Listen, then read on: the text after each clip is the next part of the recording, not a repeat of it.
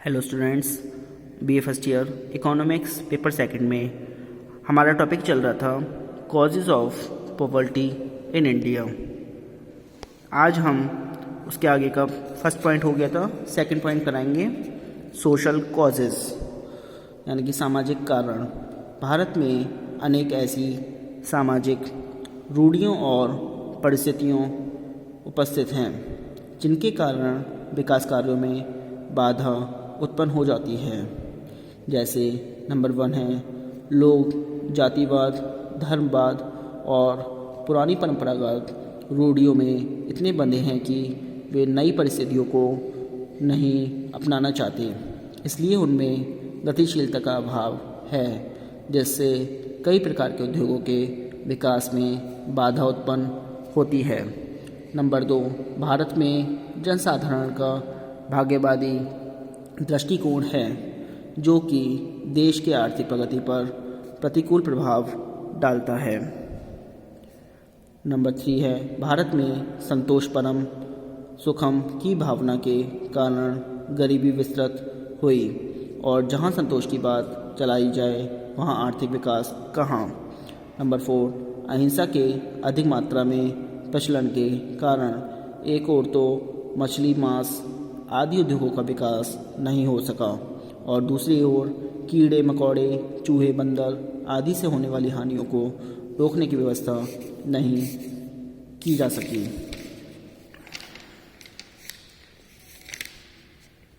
Number 5 है, शीघ्र से शीघ्र पुत्रियों का विवाह करना एक धार्मिक कर्तव्य माने जाने के कारण जनसंख्या में अप्रत्याशित रूप में वृद्धि हुई है, जो आर्थिक विकास के मार्ग में एक कंटक के रूप में आया है।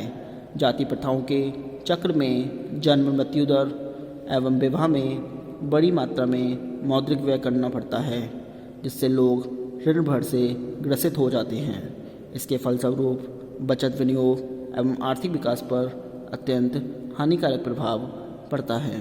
भारत में लोगों की अशिक्षा एवं अज्ञानता भी बड़ी मात्रा में देश के पिछड़ेपन के लिए उत्तरदायी है। भारत में जाति प्रथा एवं संयुक्त परिवार प्रणाली जैसी कई संस्थाएं भी आर्थिक विकास के मार्ग में बाधा सिद्ध होती है। अब नंबर 3 पॉइंट आता है पॉलिटिकल एंड एडमिनिस्ट्रेटिव कॉजेस, राजनीतिक एवं प्रशासकीय कारण। सुनिए, इसमें भारत दीर्घकाल से विदेशी शासकों के हाथों में रहा है, जिसके कारण भी हमारे देश का आर्थिक विकास नहीं हो सका और प्रति व्यक्ति आय कम रही है। जैसे ब्रिटिश शासकों की नीति स्वार्थपूर्ण थी। भारत से कच्चा माल खरीदना और ब्रिटेन के निर्मित माल को भारत में बेचना, जिससे भारत में उद्योगों का विकास नहीं हो पाया है।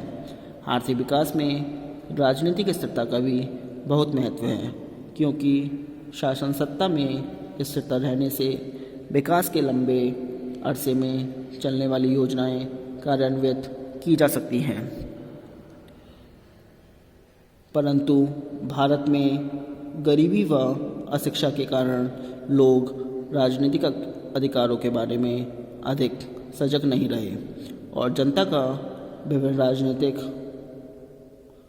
दलों में दीर्घकालीन विश्वास नहीं है।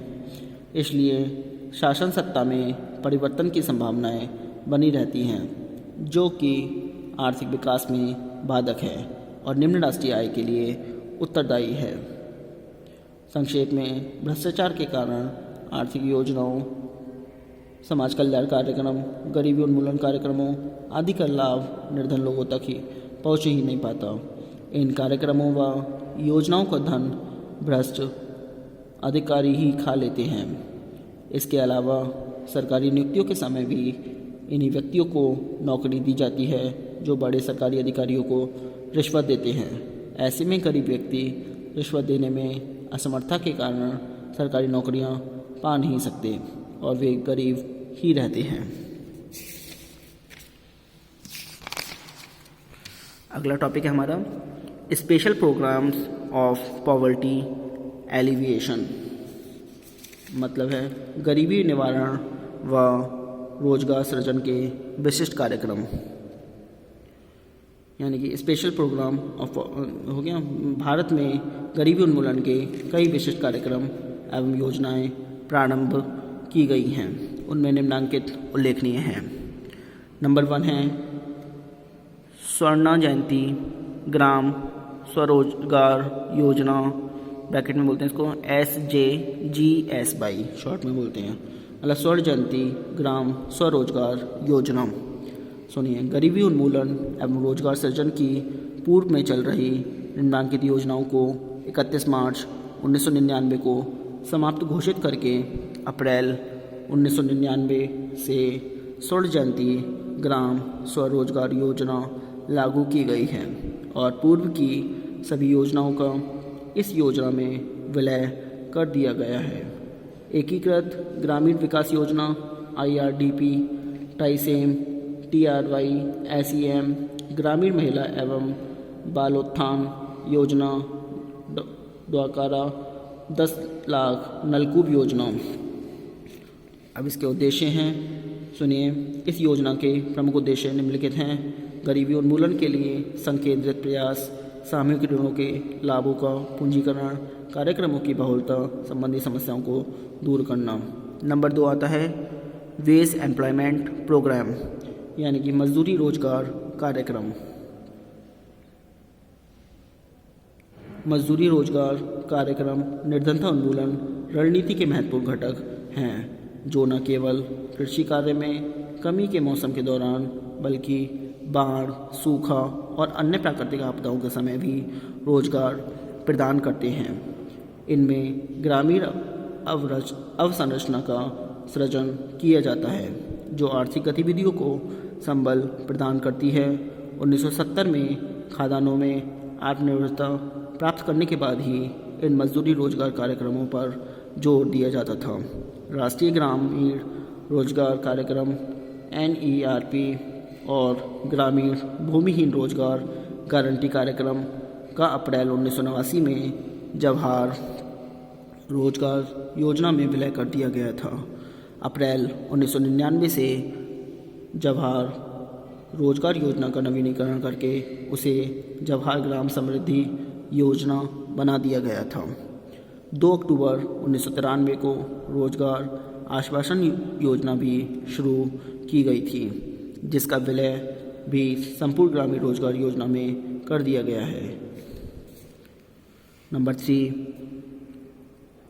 संपूर्ण ग्रामीण रोजगार योजना, यानी कि SGRY, संपूर्ण ग्रामीण रोजगार योजना जवाहर ग्राम समृद्धि योजना और रोजगार आश्वासन योजना को एकत्रित करके संपूर्ण ग्रामीण रोजगार योजना सितंबर 2001 में शुरू की गई थी। इस योजना का उद्देश्य ग्रामीण क्षेत्रों में खाद्य सुरक्षा प्रदान करना तथा ग्रामीण क्षेत्रों में स्थायी सामुदायिक, सामाजिक और सांस्कृतिक और आर्थिक आधारभूत ढांचे का सृजन करना था। परंतु 1 अप्रैल 2008 से SGRY योजना को राष्ट्रीय ग्रामीण रोजगार गारंटी योजना में समन्वित कर दिया गया है। नंबर 4 आता है PMGSY, इसका मतलब है प्रधानमंत्री ग्राम सड़क योजना। PMGSY 25 दिसंबर 2000 को 100% केंद्रों से जुड़ी नहीं है, लेकिन जुड़ने के लिए पात्र है। हर मौसम में सड़कों से जुड़ने की सुविधा प्रदान करना है। इस कार्यक्रम का निधि पोषण मुख्य रूप से केंद्रीय सड़क निधि में डीजल उपकरण की प्राप्तियों से किया जाता है। इसके अलावा इस कार्यक्रम की वित्त संबंधी आवश्यकताओं को पूरा करने के लिए बहुपक्षीय निधिजन एजेंसियां और घरेलू वित्तीय संस्थाओं की मदद ली जा रही है। नंबर 5 है IAY, यानी कि इंदिरा आवास योजना। इस योजना का उद्देश्य अनुसूचित जाति और अनुसूचित जनजाति के निर्धन परिवारों, मुक्त किए गए बंधुओं, मजदूरों और ग्रामीण इलाकों में गरीबी की रेखा से नीचे रह रहे अनुसूचित जाति, अनुसूचित जनजाति से भिन्न व्यक्तियों को भी मुफ्त आवास इकाइयाँ प्रदान करना है। इस योजना का निधि पोषण केंद्र और राज्यों के बीच 75:25 के अनुपात में लागत के बंटवारे के आधार पर किया जाता है। नंबर 6 SJSRY यानी कि स्वर्ण जयंती शहरी रोजगार योजना। इस योजना की निम्नलिखित विशेषताएं हैं। नंबर आ है मतलब यह योजना 1 दिसंबर 1997 से लागू की गई, जिसमें पूर्व में चल रही 3 योजनाओं को सम्मिलित किया गया है। नेहरू रोजगार योजना, गरीबों के लिए शहरी बुनियादी सेवाएं, प्रधानमंत्री की समन्वित शहरी गरीबी उन्मूलन योजना। नंबर 12 है इस योजना के अंतर्गत कुल व्यय का 75% केंद्र द्वारा और 25% संबंधी राज्यों द्वारा वहन किया जाएगा। इस योजना के अंतर्गत 2 विशेष स्कीमें हैं। नंबर 1 है urban self employment programme USEP। इस कार्यक्रम के निम्न 2 घटक हैं, लघु उद्यम और कौशल विकास के द्वारा स्वरोजगार, और नंबर 2 है शहरी क्षेत्रों में महिलाओं और बच्चों का विकास। नंबर 2 है urban wages employment programme UWEP, यानी कि इस कार्यक्रम का उद्देश्य शहरी स्थानीय निकायों के अधिकार क्षेत्र में गरीबी रेखा के नीचे रहने वाले लाभार्थियों को उनके श्रम का सामाजिक और आर्थिक स्वरूप से उपयोगी सार्वजनिक संपत्ति के निर्माण में उपयोग करके मजदूरों को रोजगार उपलब्ध कराना है। नंबर 7 PMEGP, इसको बोलते हैं प्रधानमंत्री रोजगार सृजन कार्यक्रम। केंद्र सरकार ने 15 अगस्त 2008 से स्वरोजगार के अधिकाधिक अवसर सृजित करने के लिए प्रधानमंत्री रोजगार सृजन कार्यक्रम यानी कि prime minister employment generation programme PMEGP प्रारंभ किया है। नंबर 8 है NRLM, इसका मतलब है नेशनल रूरल लिवलीहुड मिशन, राष्ट्रीय ग्रामीण आजीविका मिशन। ग्रामीण क्षेत्रों में निर्धनता निवारण के लिए अब एक राष्ट्रीय ग्रामीण आजीविका मिशन की शुरुआत 3 जून 2011 को केंद्र सरकार ने की है। Number 9 national social assistance programme NSAP, यानी कि राष्ट्रीय सामाजिक सहायता कार्यक्रम। चालू राष्ट्रीय सामाजिक सहायता का कार्यक्रम 3 घटकों को अर्थात राष्ट्रीय वृद्धावस्था पेंशन स्कीम, राष्ट्रीय परिवार लाभ स्कीम, राष्ट्रीय मातृत्व लाभ स्कीम के अंतर्गत लाभ प्रदान करना है। नंबर 10 और लास्ट पॉइंट है महात्मा गांधी राष्ट्रीय गारंटी अधिनियम MNREGA। 1 अप्रैल 2008 से इस योजना को संपूर्ण देश में लागू कर दिया गया। आज के लिए इतना ही। Thank you very much.